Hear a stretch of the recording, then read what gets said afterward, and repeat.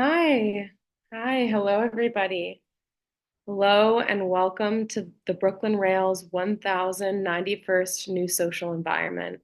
I'm Madison Ford, a programs associate here at the Rail, and I have the pleasure and privilege of being your MC today for a conversation featuring Itziar Barrio and Jill Casid. And now I'll introduce today's guest and host. Itziar Barrio is an interdisciplinary artist producing long-term research-based projects that involve different agents and collaborators. Her monograph was published by SKIRA in 2023. She brings up questions that are not overtly social or political, but that deal with the tendency of the human mind to create iconic and associative characters out of its surroundings and the effects of those associations on society. Barrio has recently been awarded a 2024 Guggenheim Fellowship and a 2024 NYFA and NYSCA Artist Fellow, among other recognitions. An artist, theorist, and historian, our host Jill H. Casid is a professor of visual studies in the Department of Art History and Gender and Women's Studies at the University of Wisconsin-Madison. Casid pursues a research practice across writing, photography, and film that is dedicated to queer, crip, trans feminist, and decolonial interventions.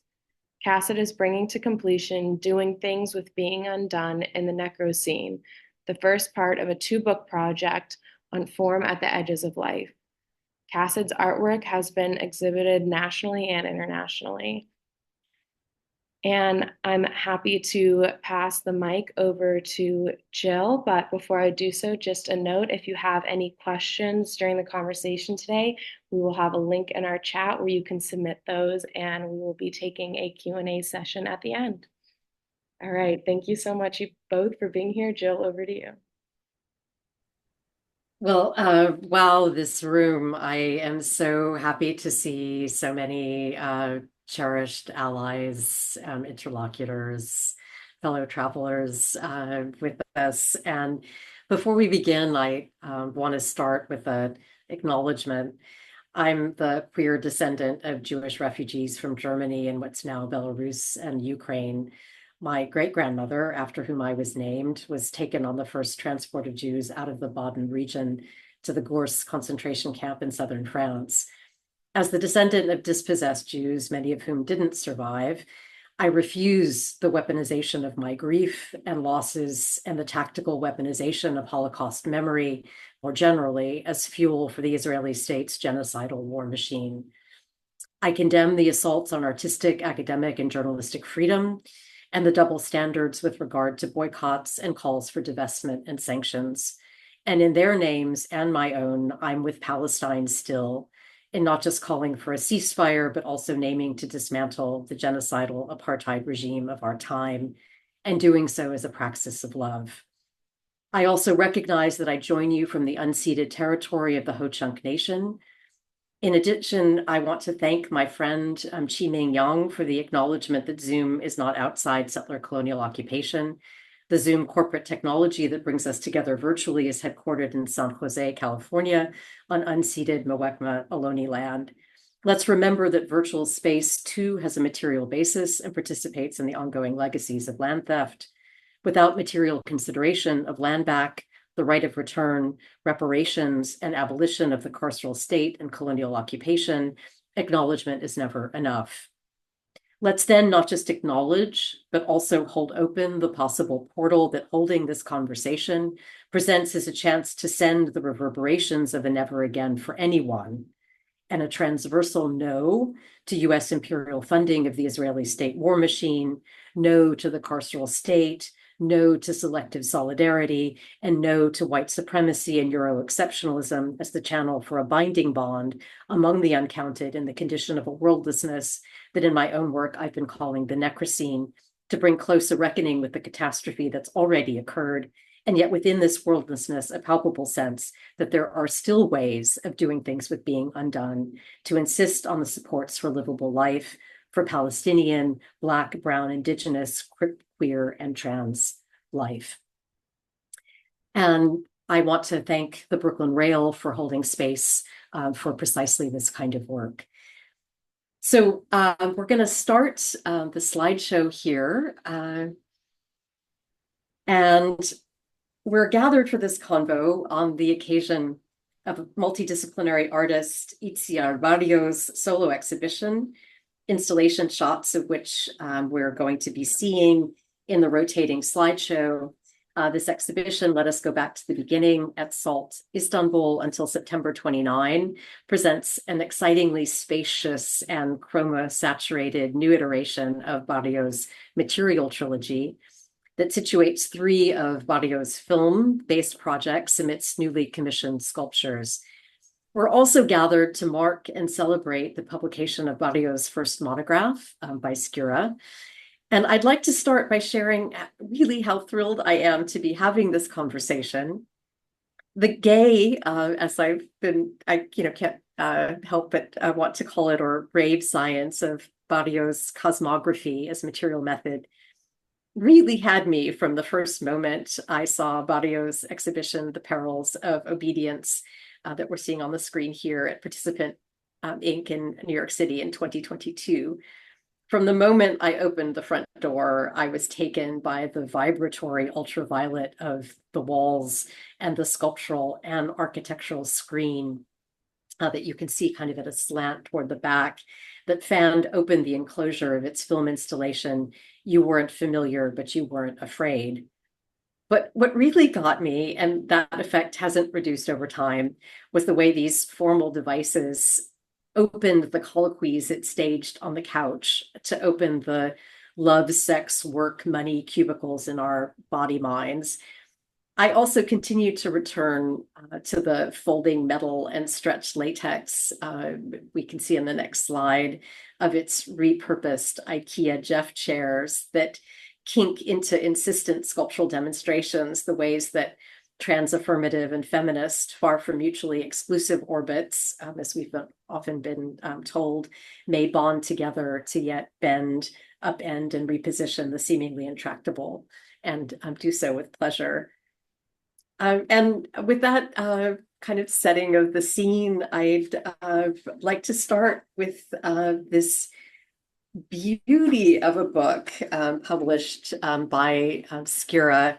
And I couldn't help holding it up because I love the feel of it. It marks a significant moment in your career, Itziar, as your first major monograph and as a gathering of documentation of your work produced over quite a span from 2010 to 2023. And the book, as we're seeing here, is covered in the richly saturated slickness of what I think of as your chromatic signature, that deep or ultraviolet that here folds into a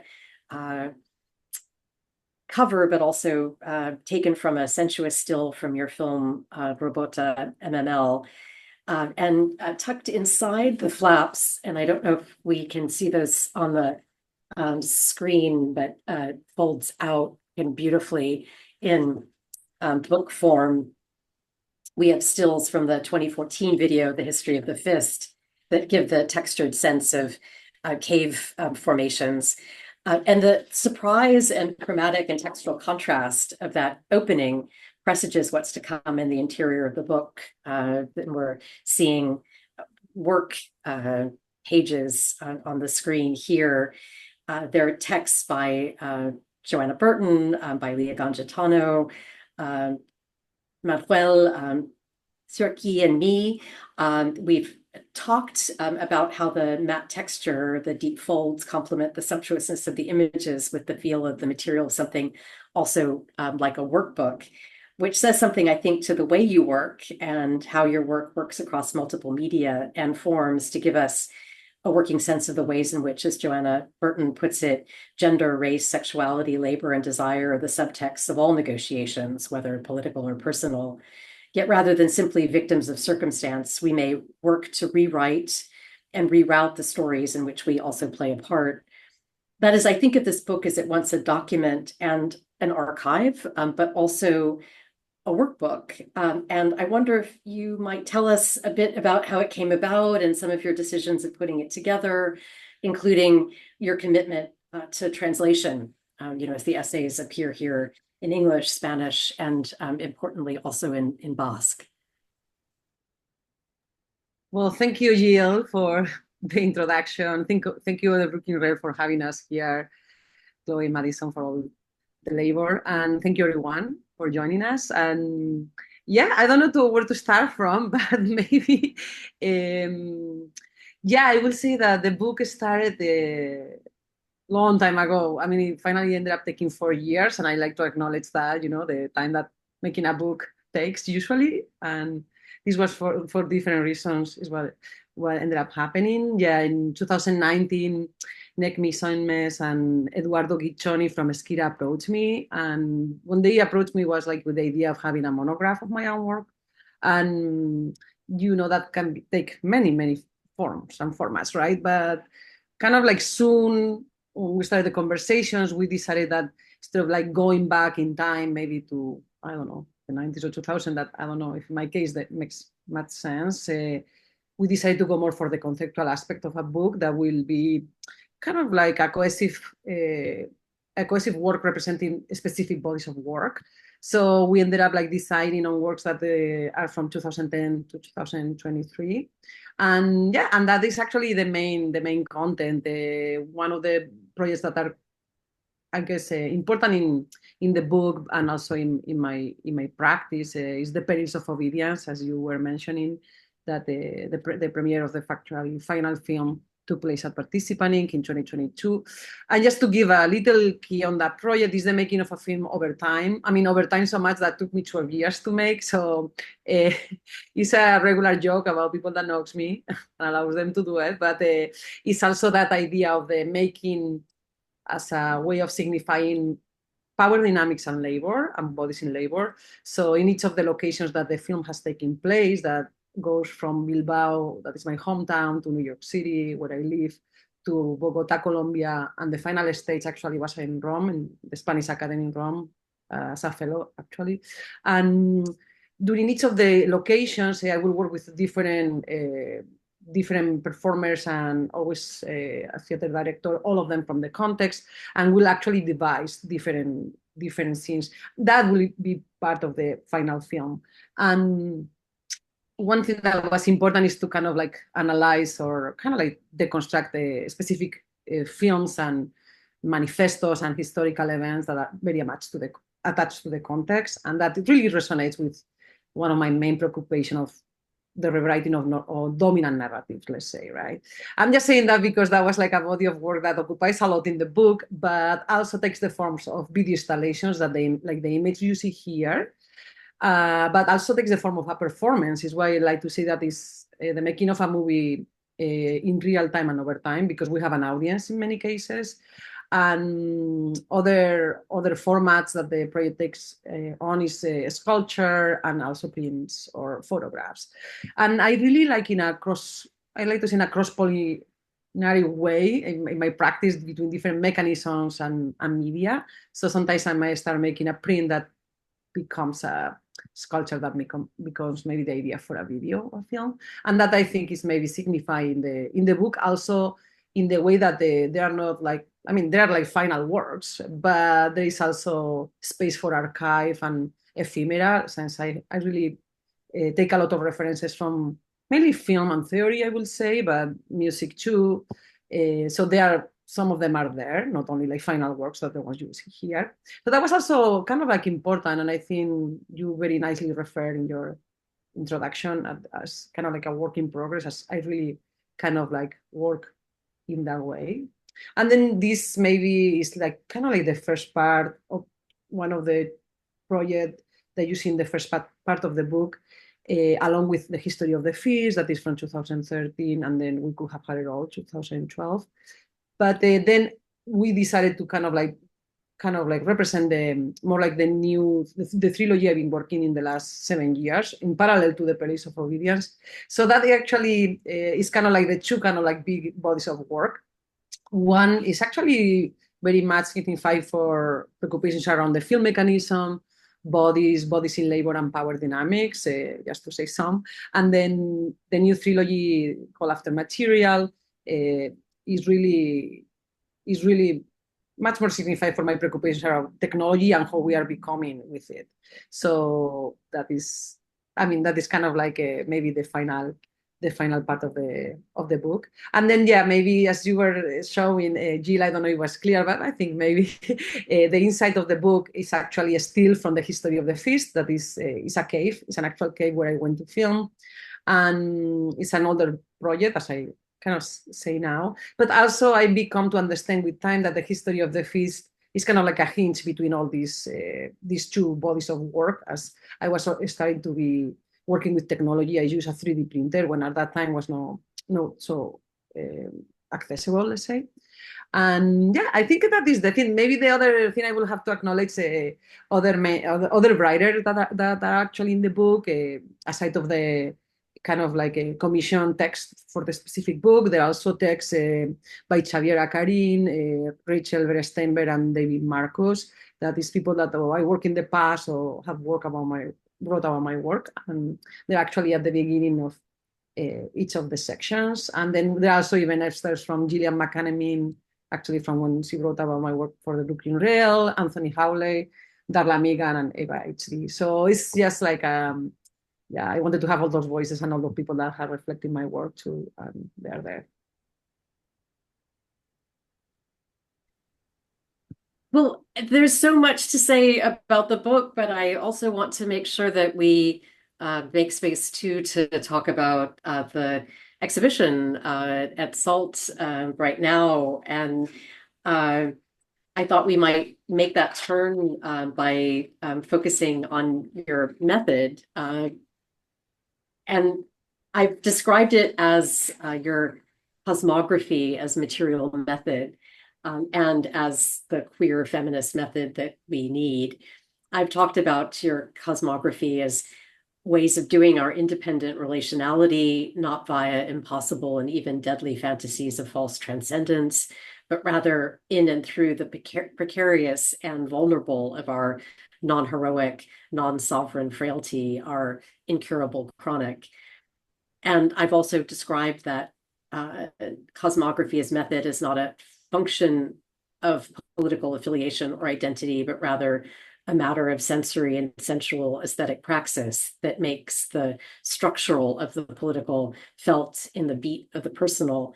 And I wonder if you'd elaborate on your distinctive way of working and reworking by talking about the representation of the material trilogy at SALT. But before you do, I thought we might show a little bit to give people a sense of one of the key films in that trilogy, Robota, MML. And it's a still from that film that gives us the shimmering, luminously wet cover to your monograph. And so I will stop talking. So we'll first watch the trailer and then we'll run some clips from the film. And Itziar, I know you wanted to say something about the fact that the color is not quite your chromatic signature in this. Well, we were debating, just so you all know, debating this, showing this, or the clips. We decided to go for both of them. Just have in mind that this is a previous trailer from when the film was actually color, so made like the color correction. So, but we can show it as a work in progress almost, but the content is what it is. Yeah. Thank you for acknowledging that, Jim.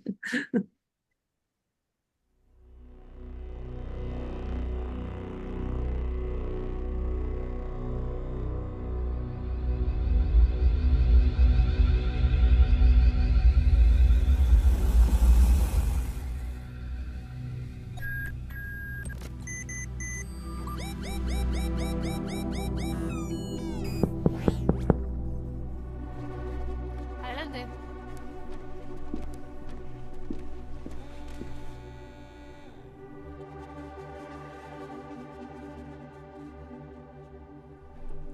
¿Y este pequeño?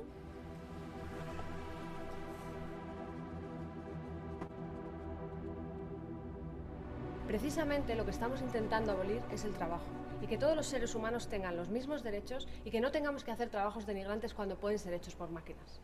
Pero muchas personas se quedarán sin trabajo por el camino. ¿Qué harán? Será una época de reajuste.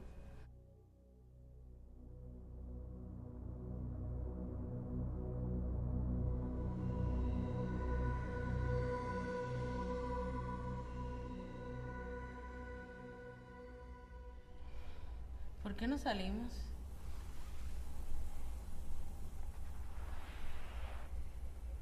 No lo sé. Yo estoy cansado.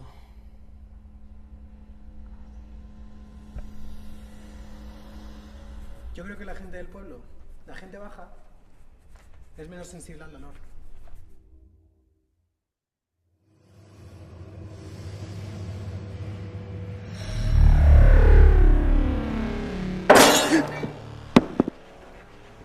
Ya no están ahí. ¿Cómo se atreven? Esto se empieza a poner feo, Domi. Si nosotros hacemos la huelga, siempre habrá otros robots que hagan nuestro trabajo. No les va a afectar el paro.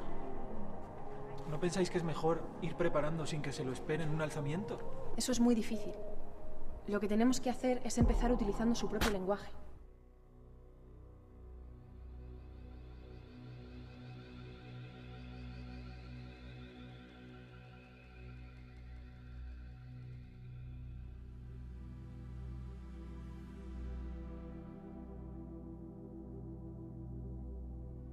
Elena, ¿qué Nos pretende? vamos. Hoy no trabajamos. Y mañana queremos una reunión con el director. Ah, ahora además os hay rehenes. Un momento, de aquí no sale nadie. Además, Elena no puede pasar ese umbral.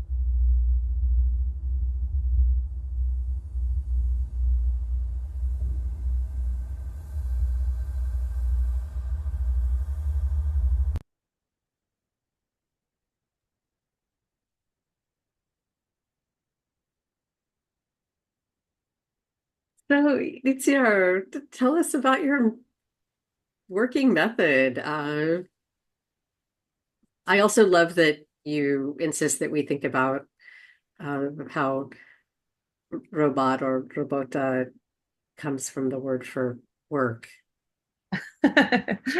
Well, yeah, I mean, if I think about the method, I guess I already started talking about it, maybe a little too much on your first question. That was kind of like signifying the book, right? This idea of the work in progress and actually on the ongoing, maybe to say more like properly. And it's the same with these bodies of work. Like Robot MML actually started as a performance with an audience and then became a film. I also produced a series of robotic-based sculptures. And I work with different collaborators, as we mentioned before. In this case, with an engineer in robotics, that, believe it or not, there are like 3 or 4 forms of robots in the film that they were the worst actors ever, but because they misbehave. But then there is also a bodybuilder, right? So it's all these kind of different fields that sometimes, and even more in this trilogy, I've been working with, like all people from, like experts from different fields. So that maybe is a way, in a way how I work. I usually start with a research, like different topics I want to investigate around. And in this case, as I mentioned before, I was starting to be very interested in technology, also around material and materiality and how we relate with materials. Like it's also why the name of the trilogy is Material, even if for the different shows that I've been having around it, the title might change because I focus in different aspects of it. But just to say more simply, if I can, yeah, this trilogy started with the first chapter that we're going to see soon, actually a clip from it too, that revolves more around the scientific knowledge and the construction of the astronomical image and how that is a construct. And I work with different scientists, but also performers around speculative fiction scenes that we created. I created in collaboration with Janani. And the second chapter, that is this one, it really revolves more about robots, as the name can tell, and work struggles too. And what I ended up doing, I rewrote Root. That Root is actually a Czech play from 1920, and it's where we see the word robot appearing for the first time. Robot as a variation from robota, that means labor in Czech, as you were pointing out, Jill. So when actually I am doing the research, I was at that time working with different universities, engineers, and I was reading about the subject. When I found that out, I was like, this is what I have to do. I mean, I tend to do that, the rewriting of dominant narratives, and that many times I literally take some cultural product and then I rewrite it, right? So in this case, I ended up choosing some of the characters from the original play, and I positioned them in a indeterminate future where identity and gender are fluid, and there are other references like the one that you see here now, the reenactment of the Wrath of the Medusa, the Jerry Cole painting. That was a reference for Buñuel for the Exterminating Angel. That is another reference in my film. In my film, there is a moment that they don't know why they can't really leave the factory. They are in a factory of robots, and that is very kind of like surreal, but also signifying very much Marxism tendencies on Buñuel's part. And yeah, he took that reference from this painting. So I guess that actually signifies very much also how I work. One thing takes me to the other, but I also do that through different data or materials. And in the case of the sculptures, for example, I like to say that most of the time the objects, the base objects works that I make are the grammar or the lexicon of the actual film, because it's true that the filmmaking, the film mechanism is at the core of my practice. It's where I start thinking from. But then I have times where I'm just back in the studio actually on my own, because this project requires a lot of collaborations and different expertise. And in those moments, it's a moment to maybe think back into things or signify other things. So it's usually why I like to show all of them as a non-linear narrative in a video installation way. That is usually what I end up doing with all the works. I don't know if that answered the question, Jill. Oh, it does, absolutely. Well, and you do it also in an iterative and altering way. So yeah. I was wondering if we could maybe stop the clips and pull up the PowerPoint that shows us some of the installation shots from SALT. And I was hoping you could share with us, it's, not a fixed installation of these 3 films in the trilogy, that you just, fit into the floor plan of a different place, that you're rethinking how the display, in these different iterations with, in this case, new sculptural works. And so I was hoping you could walk us through some of the ways that you work iteratively. Yeah, well, first, I was lucky enough to visit the SALT Galata, actually in Istanbul, the specific building that is the old Ottoman bank. So it's a very impressive building. I was actually invited by Fatma Kolagoglu. That has been amazing, actually, working with her and the entire team there, like also Emira Maltuner as the exhibition designer. But yeah, the visit in January allowed me to understand also their openness, because they already opened the door to have the exhibition of the trilogy in the main gallery space, but also I could intervene different areas in the building. So we actually ended up doing that very much.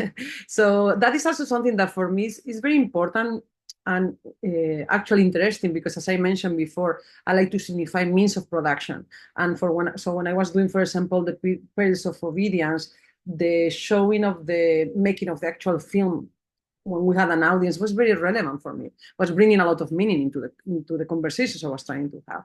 And in this case is the same. I mean, the building actually bring meaning into some of the pieces, for example. This is actually more the actual regular, let's say, gallery space, where you can see here Robot MML, the video installation video version that is 13 minutes. The full length is actually 62 minutes. And one of the new commission pieces named after Hydra Medusa. So this is actually a robotic-based sculpture that I produced there with materials around the neighborhood. I mean, South Galata is located in an amazing, in the historical part that is also very touristic right now, but they have this amazing bazaar for hardware. So I kind of like, we were able to go get most of the things there. So that the idea of working there, just really on the streets, is fantastic for me. I mean, I really like kind of like that point of reality, but also understanding of the context that I'm working in, right? And this is another of the robotic sculptures that I produced there. The skin will go limp and soar like a stinging heat. And this one also uses Arduino. The other one used inflation, so the different parts that you were seeing before, inflate and de-inflate. And in this case, there is a motor that moves the part where you see latex. I've been kind of continuing the same way of working. We're going to see images from Smack Melon, where the trilogy premiered like last year.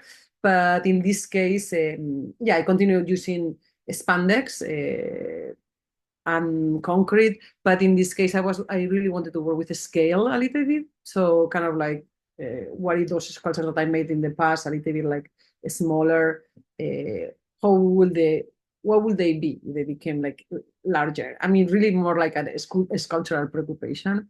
And some of the methodologies are the same, like for example, the concrete for these molds, and specifically for this one, the concrete that you see there, the mold that I use is something that part of the team was using. Actually, I think is the back of a water container. So that idea of reusing and reusing, and in a way of to signify how we are dealing with material and matter these days in contemporary societies, global societies, is very important to me, for the maybe hinting at ecological preoccupations, but also the actual materiality and how we are dealing with matter. And also maybe that going back to ideas around the entire trilogy, this chapter, Robot MML, is connected with the smoke. The first one is more with water, and the last one, particle matter, is connected with dust. So all of them somehow really with a form of matter or materiality. So that is actually a key aspect. And then, one of the things that I was able to explore in this one, in this iteration, was a lighting intervention that I was not able for usually, resources or spatial possibilities. Is a lighting intervention that I ended up doing in different locations in the building. When I saw this piece actually in the Shanghai Biennale or Smack Melon, was a little bit more like reduced, but in this I was able to kind of like signify the visible light streams by using filters and different vinyls around the building. And that is also starts on the main space where we see it on the anemone, and then it evolves into other kind of like interventions like this one. This is on the entrance, and also there's actually another new piece, small video, humo, that means smoke in Spanish, that is here. So that was actually two-folded. But you will see those things around the building. Another thing that I ended up doing that was very much for this occasion, there are I intervened the vaults. So as I mentioned before, the actual building is the old Ottoman bank. So I couldn't pass that. Economics and class is also very much at the core of my interest. So I asked, and they said yes. So it was wonderful. So I ended up producing 3 sculptures that if we go back on the slideshow, they are just before the ones that we were at.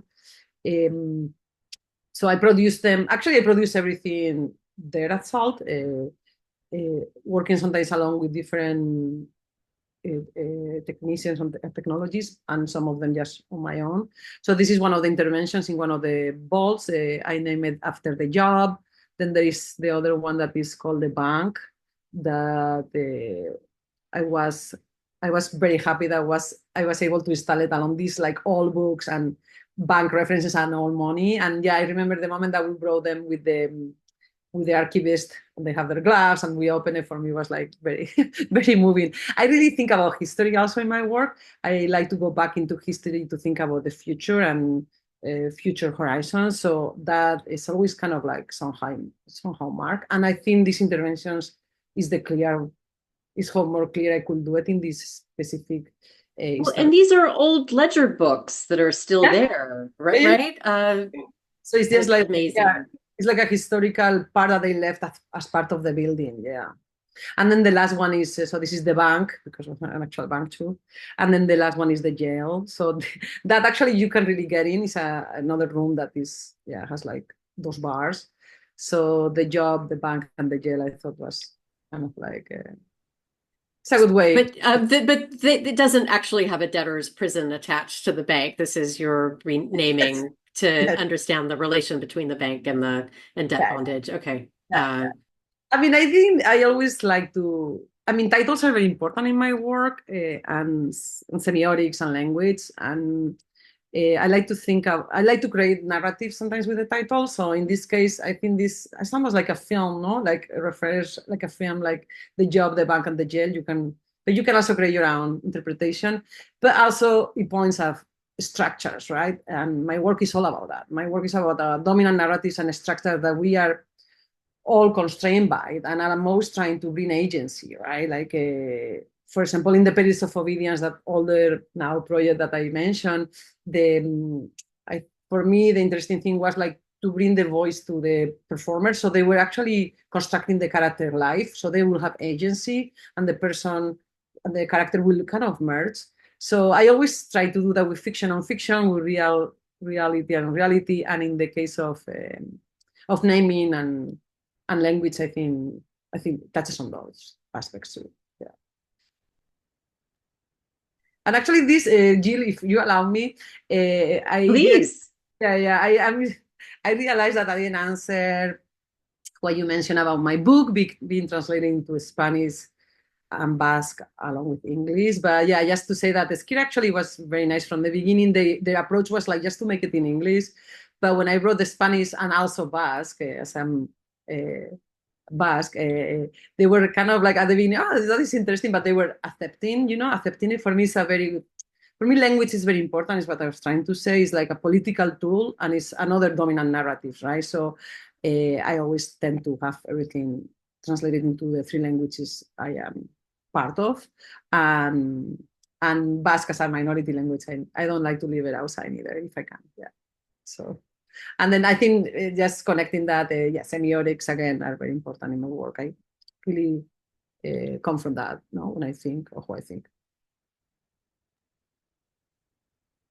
Well, I was hoping that we could talk about the ways that you also make that semiotics or language that could be seen to be an abstraction deeply material. And I was hoping that we could talk as an example, the way that you do a particular feminist, arguably crip approach to the robotics. And let's remember that robota comes from labor and from work.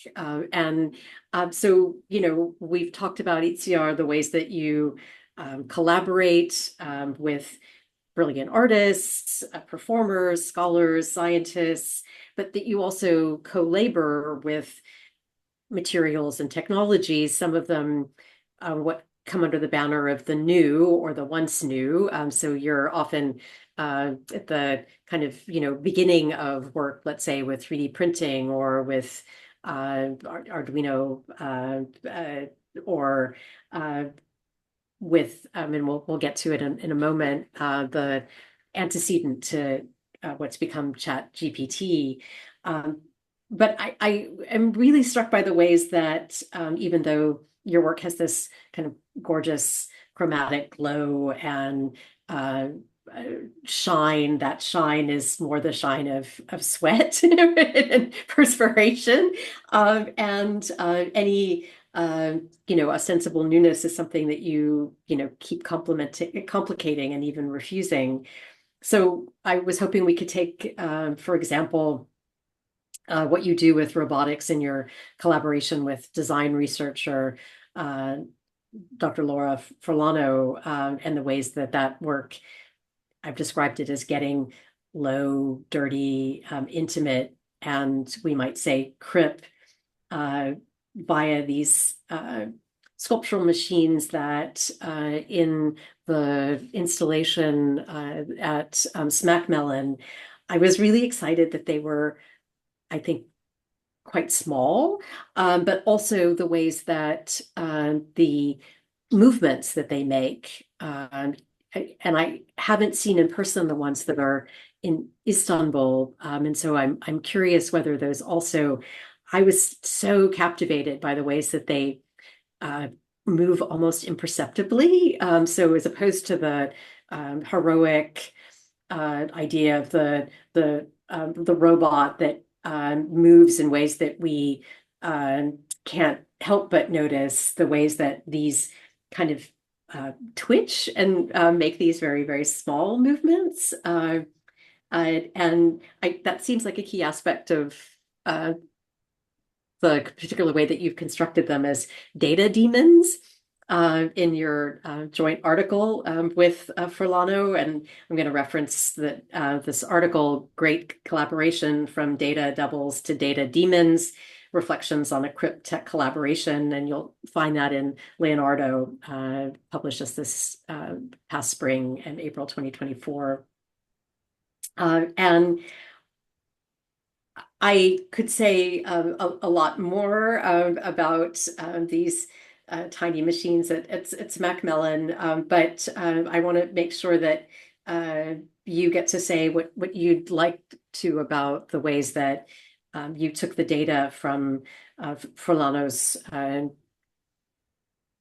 Crypt Cyborg intimacy with their insulin pump. And I couldn't resist a pun that seemed like a real spatial one in this very material montage that you made in the space between the installation of the films, some of which feature pumping iron, and the little twitching robots that have, in some cases, etched into the surface information about the pump of insulin. Yeah, actually, I'm going back to the different iterations of the material trilogy. In this case, at the Macmillan, the title "Did Not Feel Low Was Sleeping" actually came from one of the texts. I'm going to explain now how the collaboration with Laura went.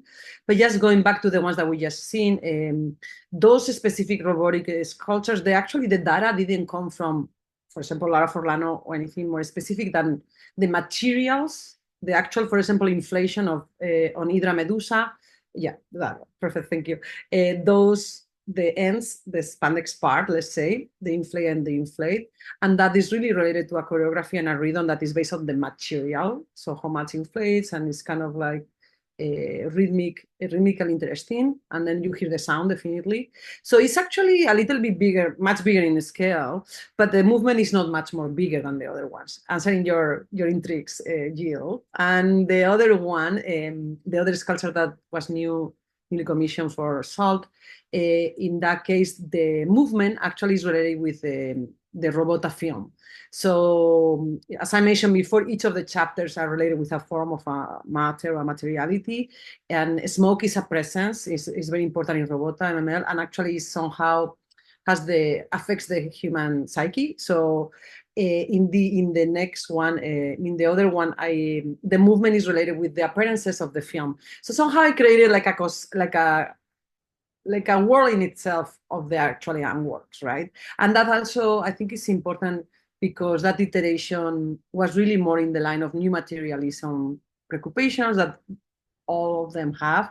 And then maybe Macmillan, I was much more working with robotics and technology, right? Like I was more like about the human and non-human, but related with the machines. So I think those is mostly details. It's also something that Padma, the curator, and me, we talk a lot about. The title, for example, so the title should be the same one, but by the time we realize we have a different show, is what the title is totally different. So yeah, going back to this one, for example, this is actually my first robotic sculpture, and I started during COVID. I actually have to say that all this body of work is really highly influenced, and actually I've been developed as a new INC member, the new museum incubator in art and technology. I was a member full on track in the art and code, where our mentors were Rhizome in 2020, and then I've been a community member since then. So has been an amazing hub to meet like technologists, engineers, but also, for example, Laura Forlano. She is a researcher on science and technology and design, and a professor.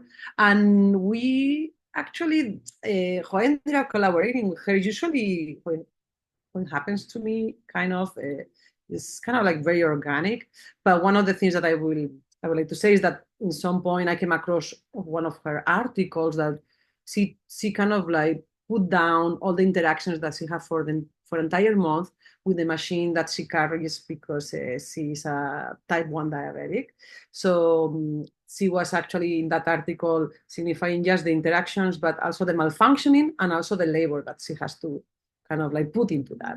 So one of the dominant narratives that we are living in around robotics and technology is that they are going to liberate us from labor, but that is totally not true. It's actually, in many cases, the opposite. We are just becoming with them, right? But anyway, so that when I came across that article and I was starting to think about using for the first time robotics in some of the sculptures, I thought that was a perfect material. So we started talking about it, and this specific piece, for example, moves where actually you see the two concrete parts. So it's a very subtle movement. I wanted something very minimal, something that you might see, something that is uncanny, but that refers also maybe to the human body because of the proportion, but it's something else, right? So that is how I ended up like using, maybe just to add into this conversation more, and maybe going back to my methodology, I was editing the film, Robot MML, at the same time that I was working on this body of work, just concrete-based sculptures. I've been working with concrete for many years now, more than 10. And before I used to use latex, and in this case, I started to use for the first time spandex, but the spandex actually, they come from a pair of pants that I used in the past, that they were broken by the crutch. So all those signifiers of like, yes, this not only like a leather spandex kind of relationship that can still relate with S&M culture as the latex does, but also that they were mine and they were broken in the crutch. It provided me all the things that I wanted to talk about. And it's probably one of the first time that I'm using something so personal. I don't even know if it's autobiographical, but definitely relates with my body and my history, and also with something that I use, right? I reuse in a different way, going back to that way of working with these molds. Like all these concrete pieces are done with like really 3 or 4 containers of products that I consume in the past, and others are made with just filters for the actual film. So that idea of using and reusing between the different medias I'm using is kind of important. I was actually about to, I don't know if we have a little time. I want to kind of like to read where the title came from for the entire show, because in case it's not clear, I think this fragment that is from the pre-release actually for Macmillan, I think it leaves it very clear, Barrio draws the exhibition's title from one of the robotic sculptures made with data from her collaborator, Dr. Laura Forlano, a social scientist and design researcher. Some of the sculptures are programmed and inscribed with text that Forlano, a type 1 diabetic, transcribed from the alert and alarm history from her smart insulin pump, and they annotated with field notes. Composed of the artist's disused leather spandex pants and concrete molded from packaging of products that she has consumed, the sculptures invoke desire and an uncanny sense of bodily intimacy. The title further divulges the exhaustive toll of capitalist labor systems on the body by machines that are increasingly essential for human survival. Following a blurring of boundaries between humans and machines, mechanistic behaviors are internalized into bodily functions as we continuously adapt to technological upgrades. Did not feel low was sleeping, elucidates humanity's current relationship to technology, which continues to rely on human labor. Well, with that beautiful description of the title that I also think kind of gives us a space of invitation, but also the possibility of comfort that, we're not just low to the ground, but also low in energy, low in spirit, but that, that there are some other possibilities. I was thinking that we might take a moment to show a little bit from that is the trailer of a demon that slips into your telescopes while you're dead tired and blocks the light. Another title of which I have deep envy, the titles that you wish you had come up with. And I think takes us interestingly right between the low and what would seem to be high, the cosmographic, the sky, the stars, the telescope, but then the way that you upset that hierarchization in this kind of beautiful way.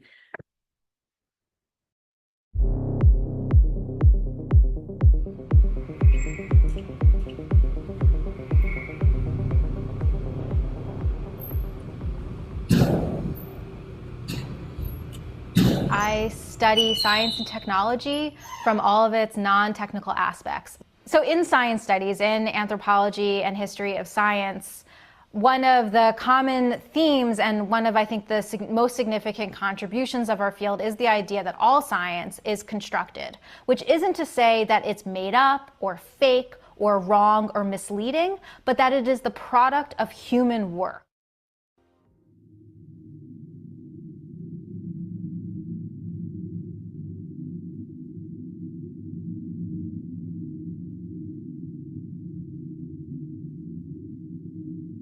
I love editing because it's like you're a mad scientist because you can just manipulate, the video and make it do whatever you want it to do. You just get a totally different perspective and a totally different view. It's very much like a part of me has left. It's like me and the drone are kind of one.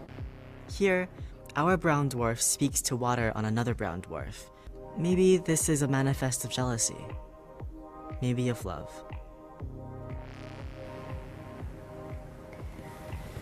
I've been looking at you for a long time. I know. I felt your gaze. How do you feel a gaze? A gaze is like electromagnetism.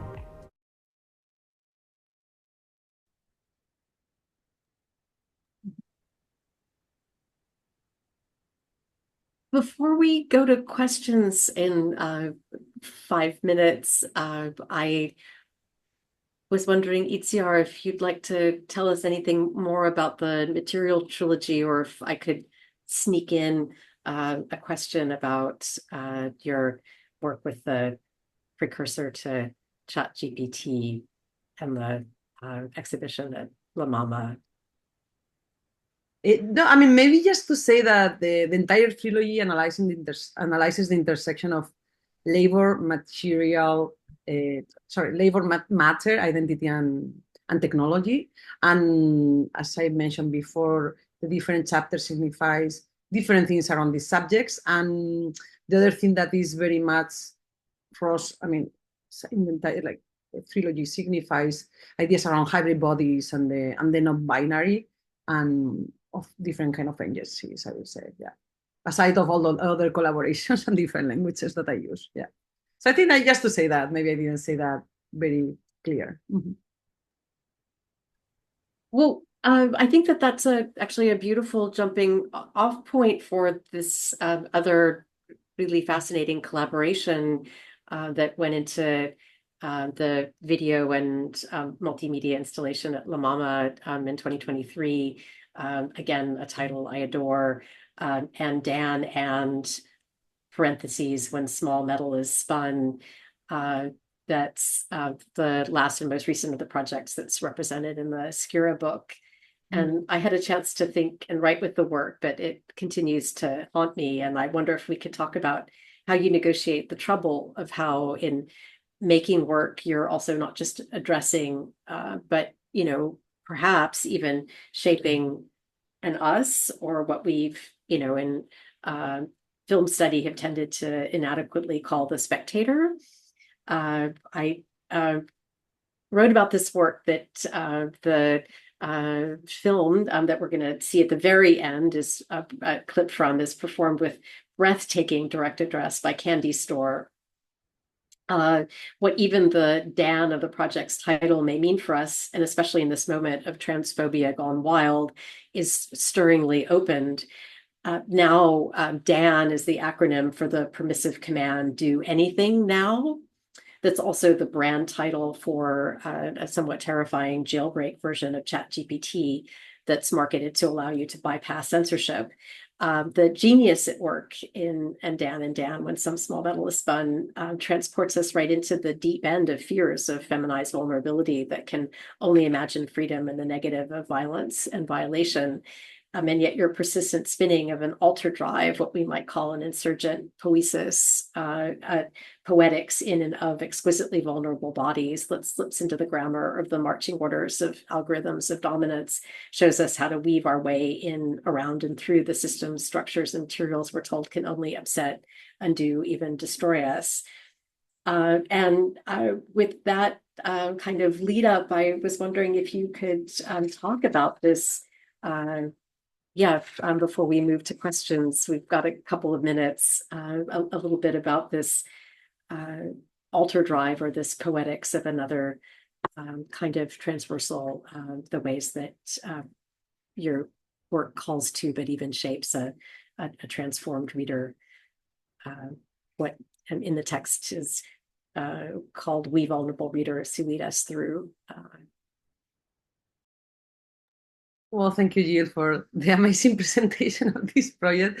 Yeah, we don't have a lot of time maybe to get into a lot of details, but just to make it maybe a little more clear, yeah, the project started in 2021. We were full on COVID, and was a commission piece for an online exhibition in Europe at Tabacalera.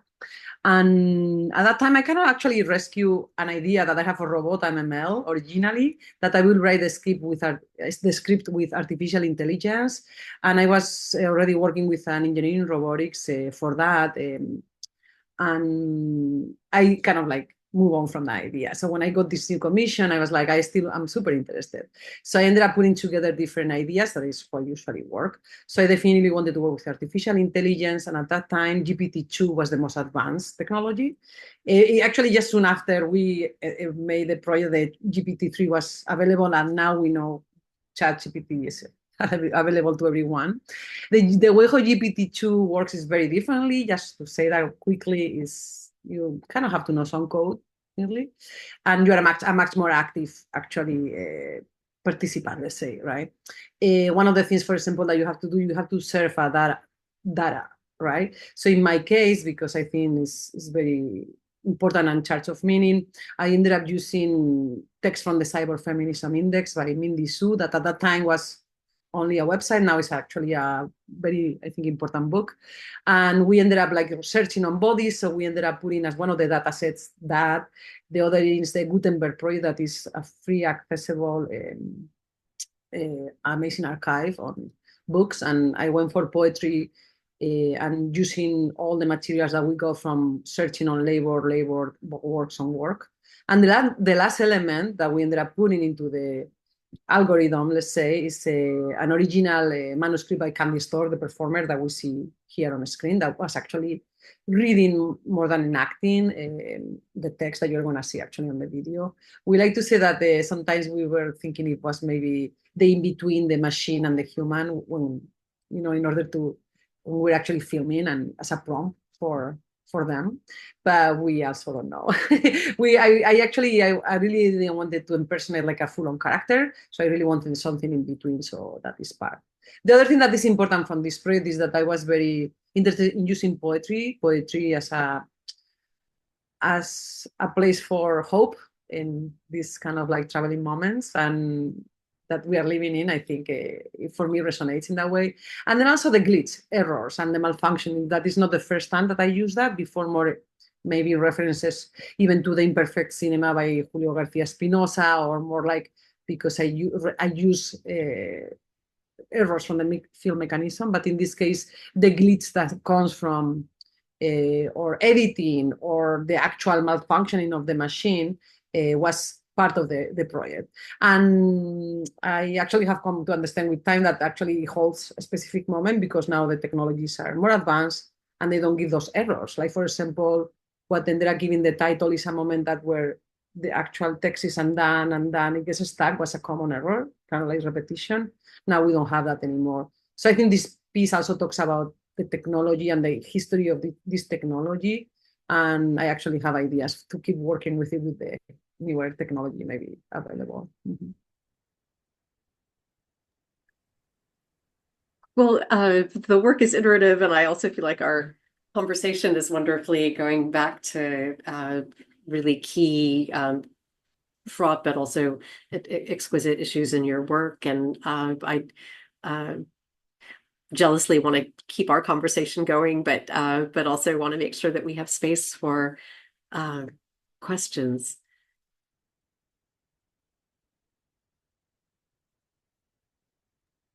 Thank you so much, Jill and Itziar. This conversation so far has been so illuminating.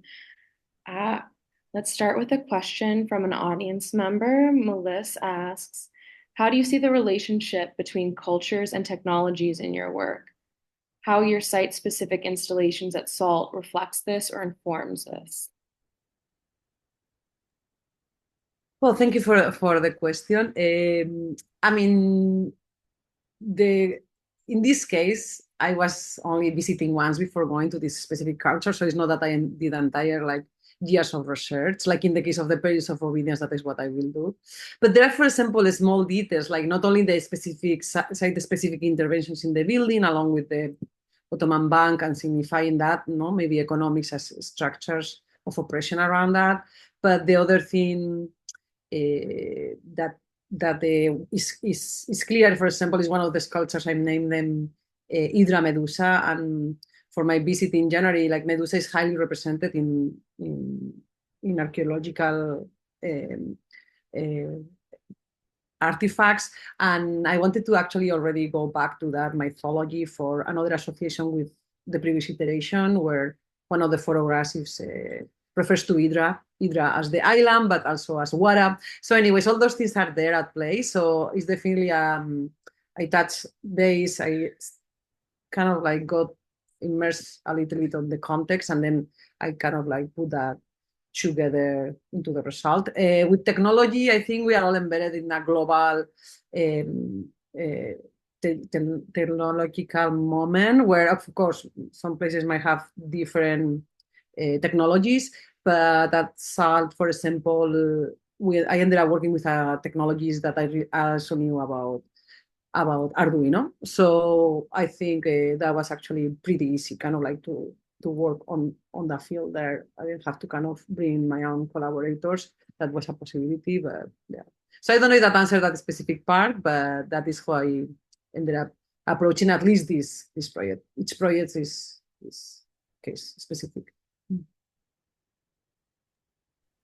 Thank you so much, Itziar. I have a question myself about a statement you made really early in this conversation, where you said something about the robots on one of your video projects being misbehaved or something along those lines during filming.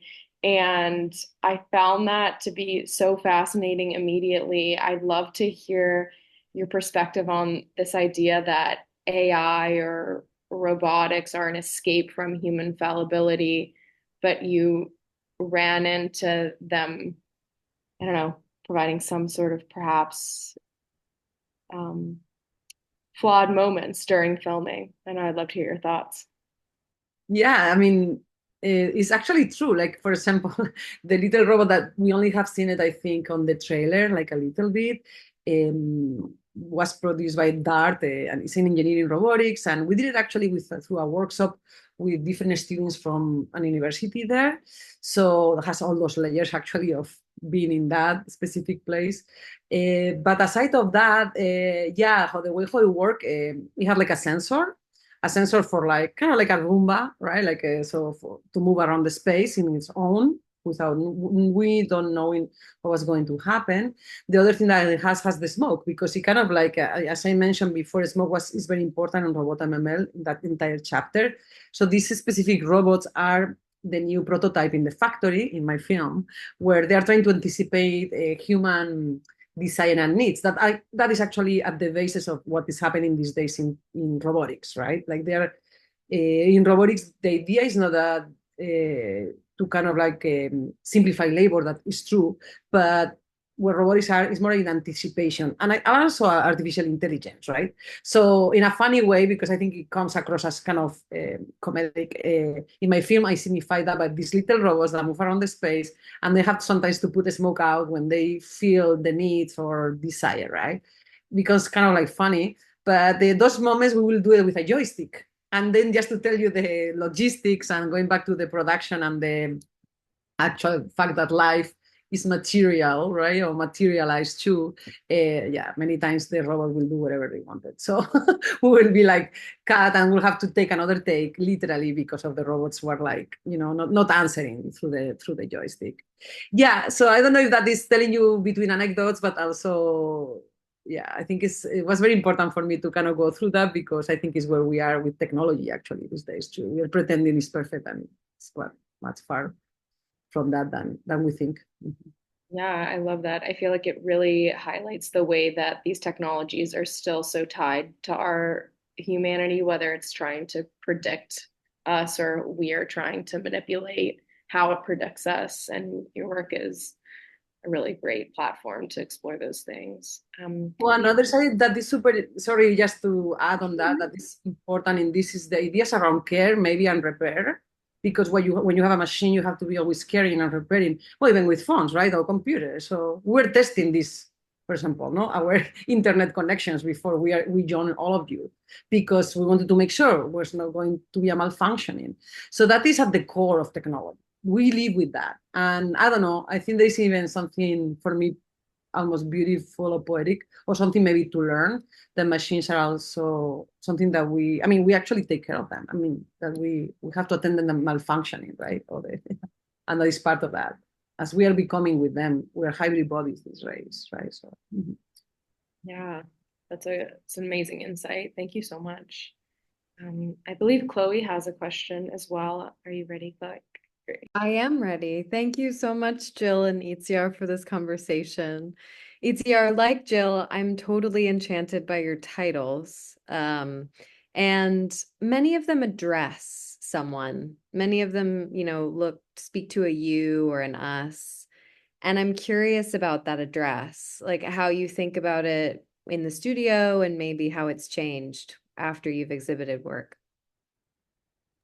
Well, that is an amazing question and complicated for me, I have to be honest, because I don't have all the answers. My work is it's having concepts and sometimes research and references and theory and all kind of like collaborations. So that can maybe make it very conceptual, but it's true that I like to always put more of the poetics and the improvisational and the non-answer, more like what I like to call the art of the studio, aside of the research.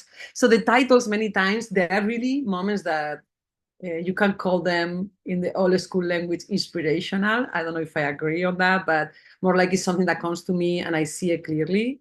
I will say that is that more, or that really relates with the language of poetry. Yeah, I keep talking about poetry, but this is really where I am in many ways. I really think poetry is an amazing tool, very simple too, but simple in the sense that what we need is very little. But yeah, I'm looking definitely for poetry, and I'm looking to complete maybe sometimes the narrative. I think with titles, I explained that before, and sometimes I think I'm trying to signify how the works and my mind work. Like, yeah, we might be here in Jail Bank, no, in Galata, in South Galata, but we're also in Hydra Medusa, because I wanted to signify the historical aspects of the mythology in Turkish culture, and that is part of all of us too, right? So anyways, it's like dominant narratives and contemporary mythologies in the Vartanian way is very influential in my practice entirely. So anyways, all those things are there to say that the titles, I hope it helps sometimes to understand things. I hope it bring meaning, but I also overall I hope they are also poetic. So you make your own yeah, take on that. Yeah. But thank you for the question. Thank you so much, Itziar, for that answer. Thank you so much, Jill and Itziar, for the questions between each other and for taking the time with our audience questions today. It's part of the Rails tradition to sometimes end our NSEs with a poetry reading. Today, our event will end with Itziar's video-based project, which was mentioned earlier, and When Some Small Metal is Spun, which was exhibited last year at La Mama Galleria. Before we started up, I don't know, Itziar, is there any additional comments you'd like to leave before we get the video started?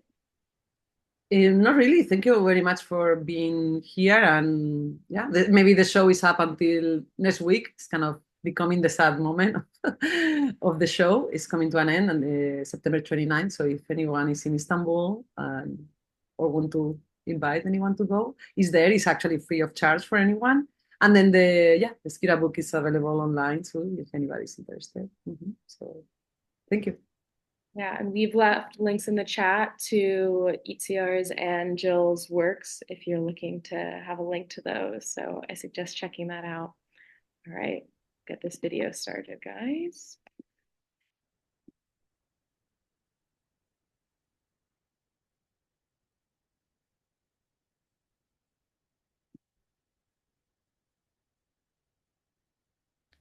Let us go back to the beginning we have heard before. A preacher calling. Why are we here?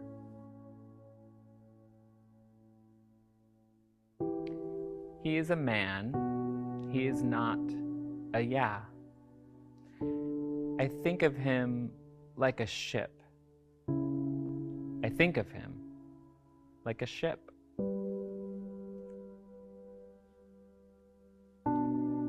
And how he looks like a man, if it were not the same, I don't know.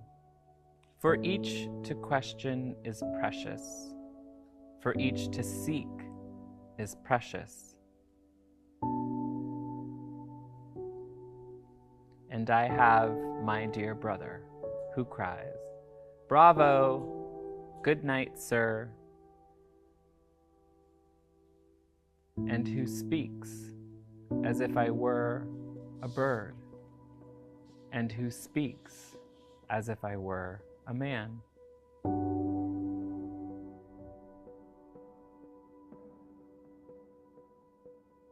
When they are talking, of course you shall find them.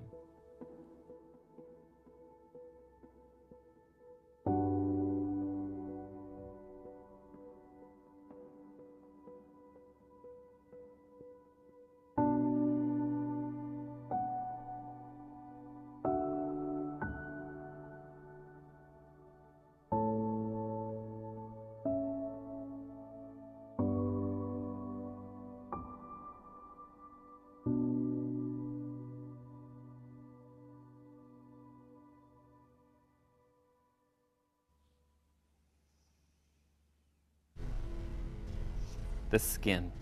The horn always will, and when a horn has broken the skin will go limp and sore like a stinging heat. If a living thing is bleeding from an infected wound, a fever, or a pregnancy, the golden rule is to never, ever let a dead thing go to sleep. Thus, when a dragon hangs in mid-act, it will go home all wet and spun out. Everything that is worse than death is death in the sense of having been caught in the play of the death of the body. The dragon will fire at any moment that the body is not in crisis, and the dragon will never attempt to kill his or her partner. There have been times, however, where the dragon has gone after the body, leaving it lying in fear of life and death. There are many.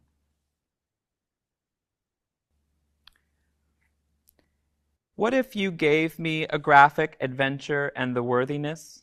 It sounds easy, but I wonder, What if I gave you a visual metaphor? What if you given me a what if a frog said I wore makeup?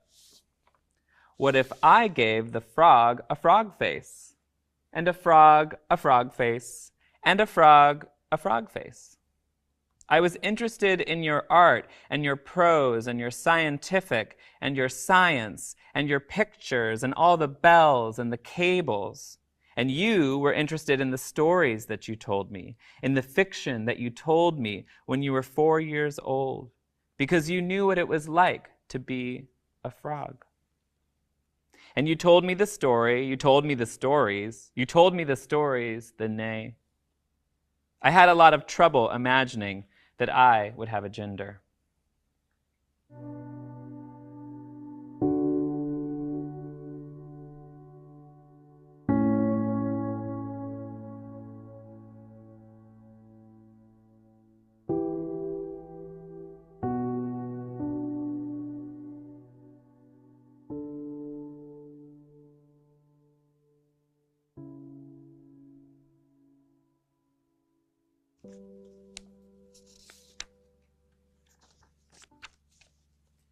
In the reader, in the reader's world, and our shared choices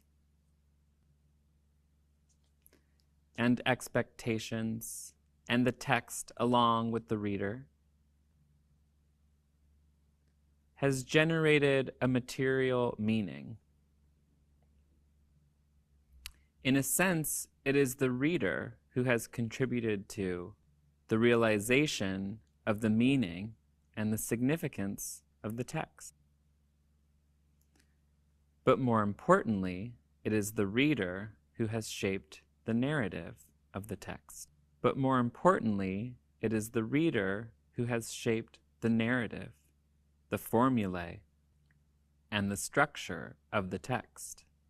We see it as a materiality that the reader has made explicit by the reader's own subjective, who would own the text, emotional self,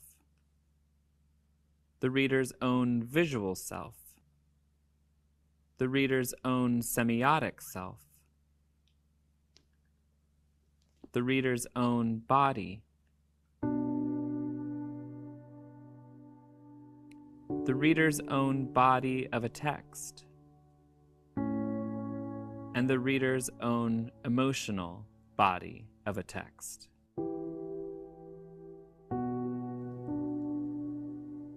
And the reader's own emotional self of a text. In this sense, the reader is the one who leads the reader through.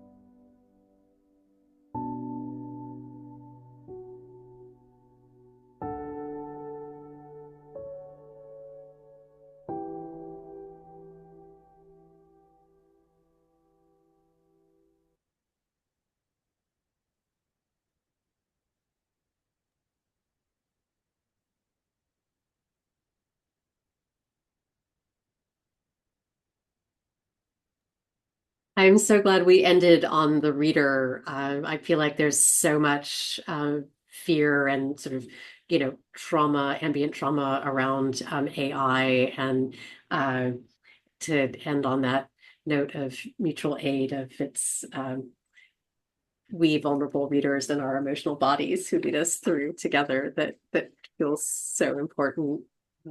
Thank you, Itziar. It's always such a pleasure to be in conversation. Oh, thank you. Thank you so much, Itziar and Jill. It was so wonderful for you to share your work in so many forms with us today. And this was just a truly beautiful NSE. We'd also like to thank the Terra Foundation for American Art for sponsoring our NSE program and making these daily conversations possible, and for their support of our growing archive, which you can view on the Rail's YouTube channel. The Rail has been free and independent for 24 years. A donation directly supports our writers, production staff, and operations. Support our work through the link in the chat. And join us tomorrow at 1 p.m. Eastern for a conversation with Amy Lincoln and Amanda Millett-Sorsa on the occasion of Lincoln's exhibition On the Strangest Sea at Spirone Westwater, New York. You can now turn on your microphone and say goodbye as you leave. Well, actually, you know what? Yeah, here we go. I got it, Madison. Here we go. You got it. Thank you so much. Thank you so much, Jill and Itziar. Here we go, everybody. Bye, everyone. Thank you. Goodbye, everyone. Thank you. Thank you. Bye. This amazing room. Thank you all so much. Itziar and Jill, you're amazing. Thank you so much. Bye.